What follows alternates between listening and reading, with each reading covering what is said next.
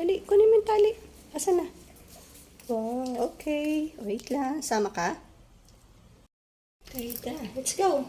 Sige na. Dali na kita. Dali. Paano? Paano ilalagay? Oh, sige, pasok sa kabila. Very good. Ang kabila naman. Very good. Okay. Let's go.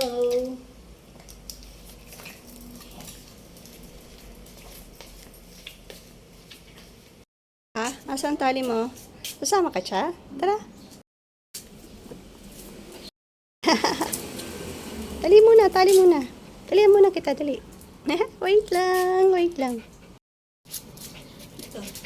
Kalimutan, hindi ka pa nakatali. Ay, excited.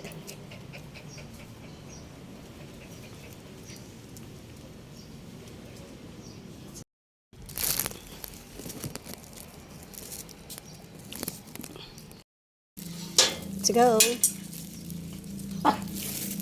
Wait lang.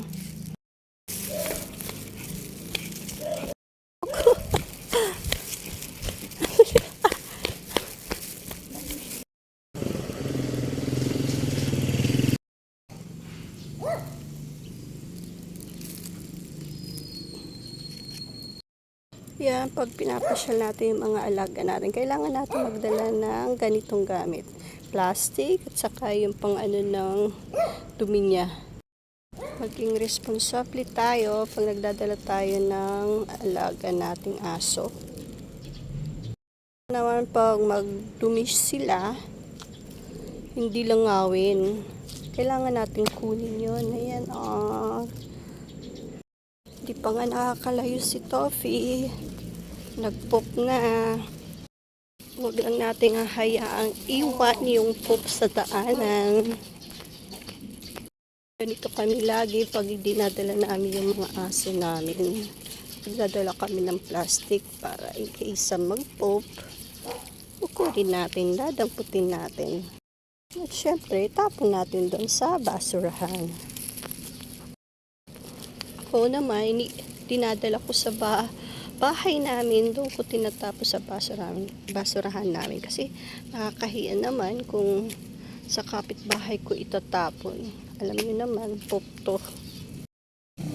Yan, kumakain sila ng damo.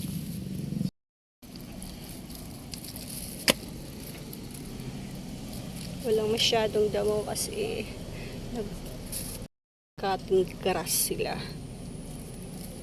Si Toffee kumakain din ng damo. Pati si Charlie kumakain din ng damo.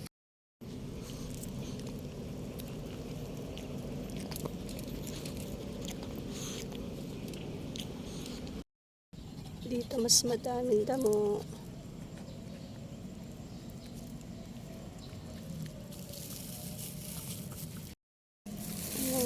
Charlie, kakain din ng damo.